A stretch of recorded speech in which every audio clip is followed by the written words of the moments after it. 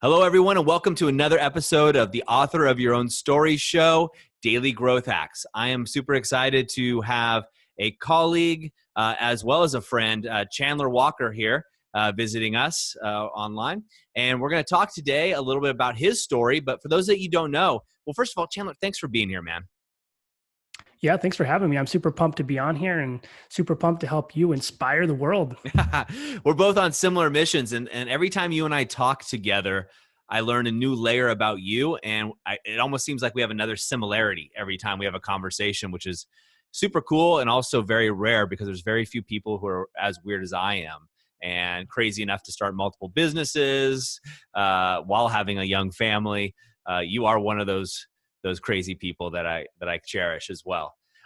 Well, let's start with that. Let's start with your story. Tell people a little bit about you and how you got to where you are today. Yeah, so my story, I grew up in Reno, which is a small town, or I would say the biggest little city in the world. That's what we call ourselves, 500,000 people or so. My mom was a card dealer when I was growing up, so she dealt blackjack here. We've always had gambling. It's been normal, and funny story, because of that, I don't really do casinos very much because I'm so overexposed to it. But after a while, we started moving around a lot because when you are a blackjack dealer, you get the high rollers who are consistently like asking them to go on dates and do all these things. And so eventually we moved to Michigan, we moved to Kentucky, we moved all over the place. I remember visiting Florida in an RV, and we had a lot of good experiences. But at the same time, growing up, my dad was always fairly stable, told me what I shouldn't do. And I always did the exact opposite of what he told me not to do. And turns out he was right. So every time. Yep, exactly. Except for the time when he told me don't own your own business, just go work for the post office so you can get a retirement, which may or may not have been good. Yeah. We'll find out that idea later. But so growing up, my mom she was probably one of the most loving and caring people that I still know to this day. And I've always seen her as the person who, even if I went out and murdered somebody, she would be right there backing me up saying, no, you just got to let him go. He's fine. But the problem she always had was she was bipolar when we grew up. And so she would have huge emotional swings and emotional outbursts with herself and her significant others. It was funny though, it was never directed towards us. Looking back, she never told us we were bad or worthless or anything negative. And I think because of her, she inspired a lot of and instilled a lot of confidence in me because she always told me how good I was, how much I was worth it. And it was a really nurturing environment. Today, it's probably the reason I have the answers and I'm not afraid to take risks and do a lot of that stuff. But the things growing up, dealing with that were learning and understanding and not understanding until my adult life why she was having these outbursts and why she was having these issues and what was going on. And it doesn't go back to anything where you blame her or blame what she was doing or who she was. You go back and you look at what the problem was, and you're happy that we found a solution eventually. And now she's incredibly stable, incredibly happy, and in a much better position. And so I think if anybody has struggles with these when they're growing up and someone has mental health issues, you don't look at the person and hate the person. You look at the problem and try to figure out what's going on and what's the solution and how do we make this person better? Absolutely. And it's so well said, right? And I think a lot of people battle the stigma that comes along with mental illness or being involved with a family with mental illness. There's a stigma that's put on the condition, and it's unfortunate. Because experiences like yours, right? People get mad at the person and make it the person's fault rather than looking at how do we remedy the situation that's going on. Yeah, exactly. And you look at someone who's an adult, you can't say, that he's just a bad person, or a kid, that's just a bad kid. Now let's look at the specific situations and environments to where they grew up in that turn them into the person they are today. And then we can understand the way they think and why they think those things. And then we can make the decision to keep associated and try to get deep into the person, or just deciding, I don't need that kind of person in my life. But it comes down to understanding the experiences we go through and try to understand the fundamental problem to create the construct that we want around that person versus just saying, whatever, it's a bad person. Awesome. Do you go through, we're going off your story a little bit, and I knew you and I would do this. We did it every time we talk. But do you go through a conscious practice or process of removing and or adding people to your life? Or is this something that you do as you're going through life, you assess and evaluate in a moving flow? I would say for me, it's assess and evaluate in a moving flow and based on the interactions I consistently have with people. So if I have interactions that I go into, and I try to give 51% of the effort to make the relationship work well and happen well. And I dive deep and I do everything that I can, but I still can't generate a good, meaningful relationship, or it just turns negative. That's when I make the decision, okay, maybe I'm just going to disassociate a little bit. I'm going to pull back. I'm going to tell them exactly why. I'm not just going to disappear, but I'm going to tell them, hey, you know what? I'm going to pull back a little bit. I just don't see us connecting very well. And then if I have a great relationship, hey man, let's meet for coffee every day. Let's talk more. Let's get on video calls. Let's do this. Hey, we accidentally just had a 3-hour conversation. And so it's consistently just generating and evaluating and understanding what's meaningful, what's not, and then trying to put the NOS onto the meaningful ones and put the brakes onto the not so meaningful ones. So then I consistently build the right relationships. And then it ties into like Dunbar's number. So I know the 5 people who are closest to me are the 5 people who should be closest to me, not just some random people I think should be close to me. So again, I love that, by the way, and it's a very similar process to what I use. But do you consciously look for those 5 people? So, and I ask this because one of the practices that I started last year is making a list of people who I would like to bring into my sphere of influence, consciously. Like, hey, this is somebody I've met. I'd like to get to know that person better. And right now, for example, maybe I have a list of 10 people who I'd like to bring in closer, because I know, one is I can contribute a lot of value to their lives. 2 is we share a lot, and I think they can contribute as well. Do you do a process or anything like that? Yeah, I do. I'd say I always have someone. If you look at my phone, it's a disaster. The notepad is like 17,000 pages long. I have to search now to find things. And I keep a list. Like, this is who I've been interacting with. This is the person or the people who I'd like to become closer with, who I think I can establish a meaningful relationship with.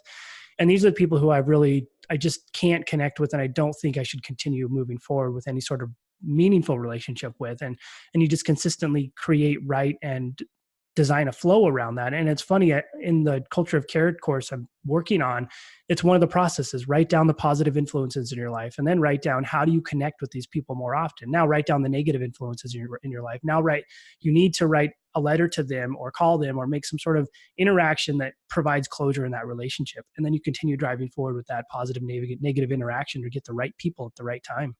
It's awesome. And there's a group that I'm involved in called the Powerful Man, and they do a thing. It's men's coaching.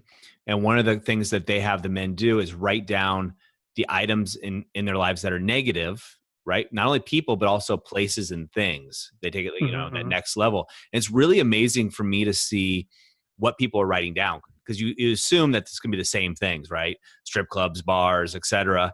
But there's also other places that people have negative connotations to, or negative interactions with. And it's really amazing to see these guys, these are all grown men who are successful, make these associations that they hadn't made consciously before, to make that shift.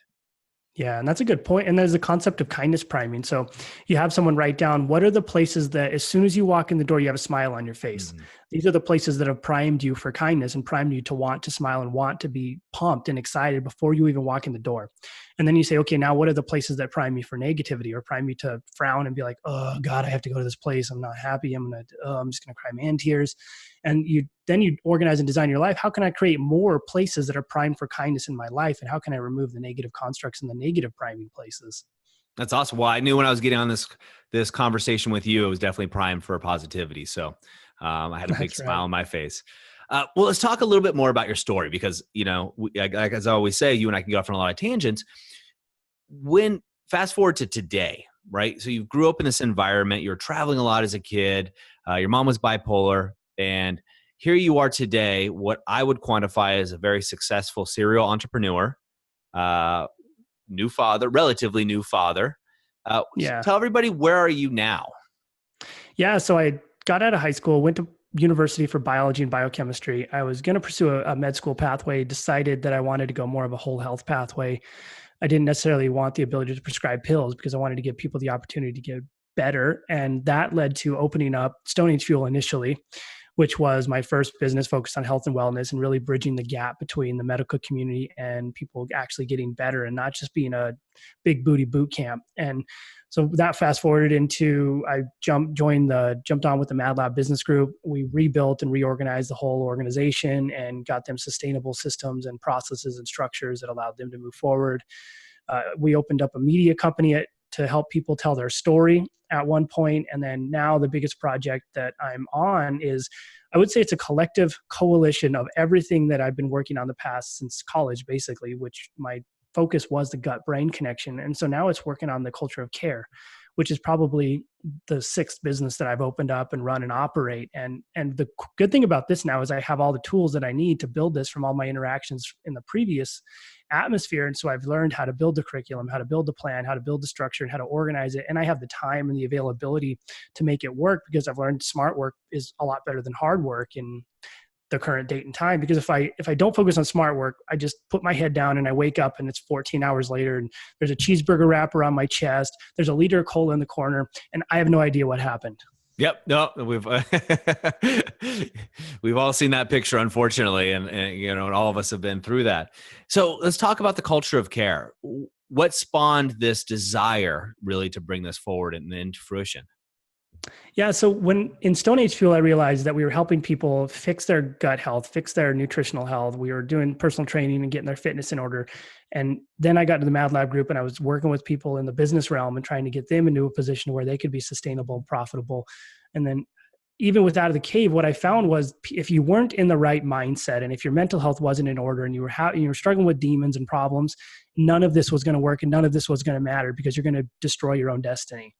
And as a result, I started a page on Facebook. It's facebook.com/Chan's Logic. And I started asking questions. I ask a question every single day. I ask a question and I put up a quote every single day. And the questions are based around, it's an open-ended motivational therapy style question. It asks, do you love your job? If you could go anywhere in the world, what would it be? If you could write a book, what would the title of it be? What's your biggest struggle right now? Is fear holding you back? All those questions. And from that, I've probably gotten thousands of collated and collected responses on that kind of stuff. And I took all of that and I realized that people are struggling through very common things and very common themes that were different based on what their actual struggle was. And then I started getting messages inside my messenger on the Chan's Logic page of people telling me how much the stuff helped them, how much expressing it and getting it out had a big impact on their lives.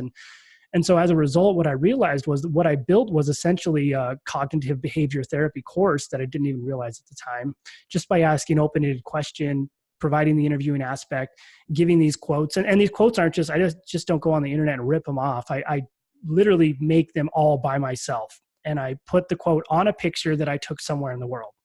And then at the evening, I take what I learned in those and I do a Facebook Live video about it. And so I talk and I walk all over the room and I'm engaging and exciting, but I use powerful, impactful words that really help people feel better and want to live better and be better.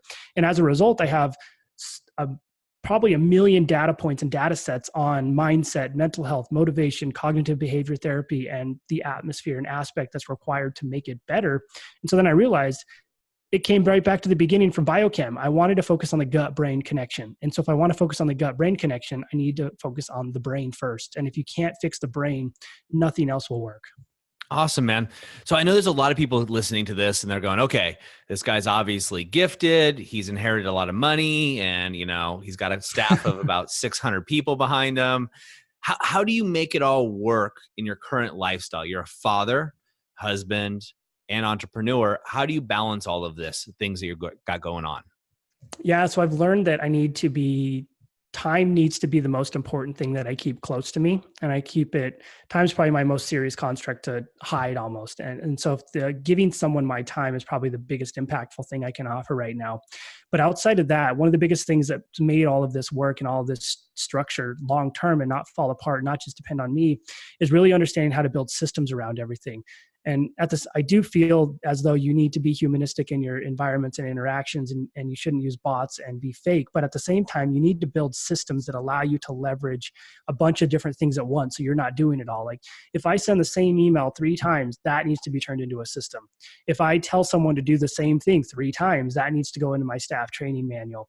If I do anything more than 3 times, that's a system that needs to be developed. And early on in the gym, Stone Age Fuel, this was probably one of the biggest things that I learned. It took me a few years to learn. It was everything I needed to be written down on a Google Doc and organized into whatever structure it belonged in. And then that structure needed to be organized and built into a CRM that had a tagging structure, or built into another aspect that I had a system that I could build into, which allowed me to leverage my time, do other things, and not get bogged down with one or two things. And then fast forward to today, it allows me to actually organize the ability to be here for my daughter.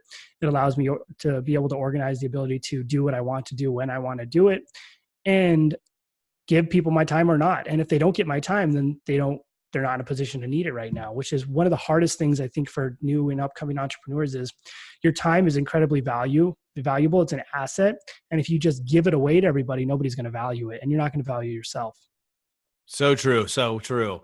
For systemization, it was a struggle for me early on in my business career. And I started going through books like the E-Myth, Checklist Manifesto, things like that. Are there any resources that you found that really drove it home, or was it strictly trial and error? Probably my own stupidity in the beginning. It's a great learning experience, right? I would say really, you basically get so deep in the weeds that you need to figure out a way to pull yourself out. And that was one of the biggest things. And I did read the E-Myth, which was good. It was impactful. It was helpful. And it helped me organize what I needed to do. And it was just really I would actually take it back to mindfulness. I need to understand where I am, what I'm doing, why I'm doing it. Is it important now? Is it going to be important tomorrow? And am I going to repeat it again and again and again? And if so, I need to be able to leverage. And then at the same time, I would say I have Steph with me, who is incredible. She is a systems person. So if something needs to be built out, it needs to be organized, it needs to be written down, it needs to be documented and put in the right format. So that forced me to make systems so I could send it to her and she could actually build it out and make it happen. And that's your wife, by the way, for those that don't know. It's not just somebody. I always just call her Steph. Everybody's like, who is that? Well, she's my friend. Which is awesome. Okay, great. And so now here you are with your sixth company that you're bringing to fruition and making changes across the world. Your Facebook page is awe-inspiring, and we talked about this offline, how impressed I was, and as somebody who owns a firm, and I see Facebook pages all the time. It's very dynamic and very well done. How do you right now channel your time? Do you delegate certain areas of time or chunks of time throughout your day into certain ventures, or are you doing this kind of what's flowing through you and where you are within each project? How are you doing that? Yeah, so I delegate days based on what projects I have. So if I have something I'm working heavily on with MadLab, I'm going to work on it Tuesday, Thursday, and maybe Friday mornings. And then the afternoons are going to be devoted to whatever else I have going on.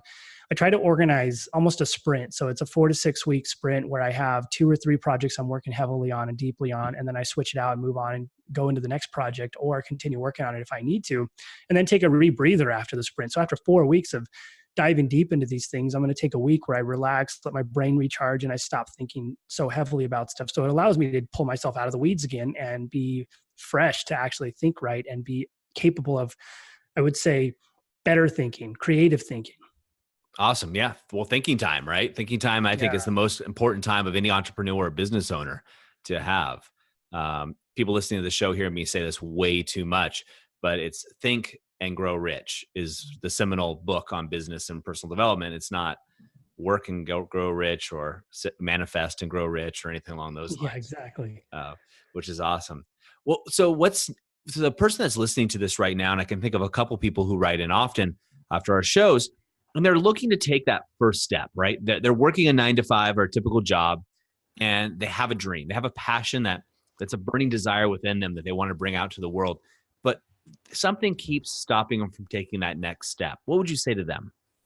I would say the biggest thing that's stopping you from taking that next step is the fear of the unknown. And because you're afraid of the unknown, you're unwilling to actually take the step. But I would say you need to take the next step and say, I need to be afraid of the next 30 years if I don't do this, and the regrets that I'm going to have if I don't make this happen. And 30 years, if I fast forward and I sit down and I say, I wish I wouldn't have worked for 30 years at this job I hated. That's what's going to happen at the end. So I think the first step is getting over the fundamental level of fear and just diving deep into it. If you need help, find a mentor.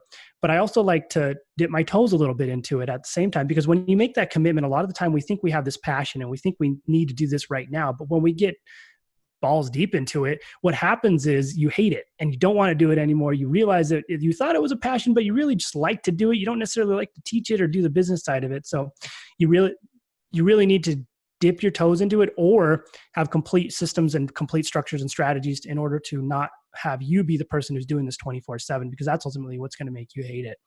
Absolutely true. And it happens all too often, right? So you and I both come from a health and wellness or fitness background, and you see this all too often where people are like, hey, I love exercise, and therefore I'm going to teach other people to exercise.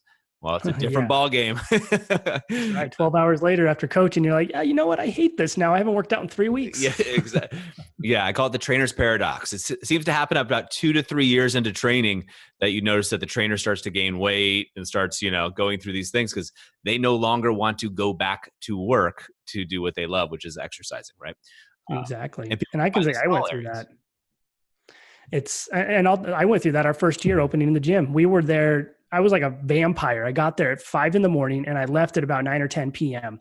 And I would repeat it and repeat it and repeat it until after the first year, I finally got smart. And I was like, oh, okay, this is pretty stupid. We're not going to have a lot of longevity if we do this. So we switched. We had moved classes, hired staff, brought the right people on, and completely reevaluated and redid. And that's why I go back to it. Every stupid mistake I did is just something I learned and fixed. Yeah. Well, yeah. People will ask me, I had someone on LinkedIn ask me recently, what makes you such a qualified business coach? And I just said, well, I've made every mistake at least 2 to 3 times. I'm That's a right. slow learner of these mistakes going through that. Well, where do we see you, Chandler? Where do we see you in the next 2 years? Yeah, my big focus right now, and I think in the next 2 years, I really need to make this culture of care project a movement. I already have a movement developed with the Chan's Logic platform, which dives into the culture of care.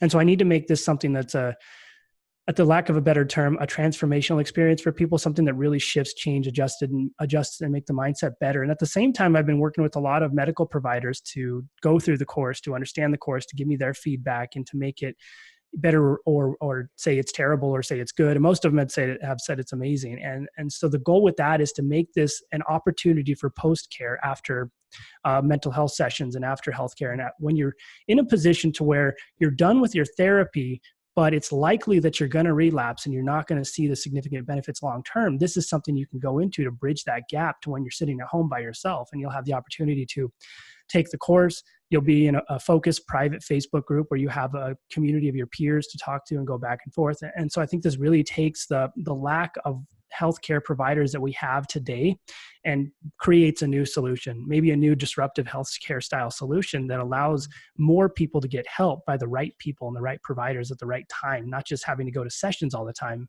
And not discounting the medical community, using this as a post-care option, not saying don't go see those people, saying see these people and then come see us. Awesome. And create community around that, right? Which is so important. Exactly. Culture of common experience. I feel good. You feel good. I can tell you the things that are bothering me or hurting me. And now we both feel better.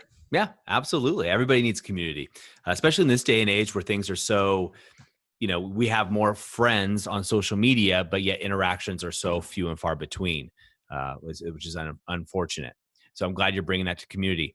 I know you've got a lot going on. So one more question for you. When you hear the term author of your own story, what does it mean personally to you? So if I hear author of my own story, what I think of is I am the author of the story I'm building for my life. It's my evolution. It's my roadmap. It's the twisty, windy, dirty dirt road that I've gone on to get to the paved road eventually. It's living in the dirt a little bit in order to enjoy everything else later on. And it's really, you are the author of your own story. You're captivating and creating your own life, and you have the ability to define it, make it successful, make it not successful, or turn it into anything you want. You basically are the captain of your own soul. Oh, amazing. I love it, man. And so where can everybody find out more information about you and what you're up to?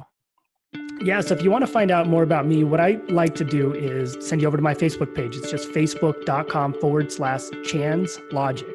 And so it's Chan's like ChansLogic. If you want to go to my website, it's www.chanslogic.com. I release a new podcast just about once every week.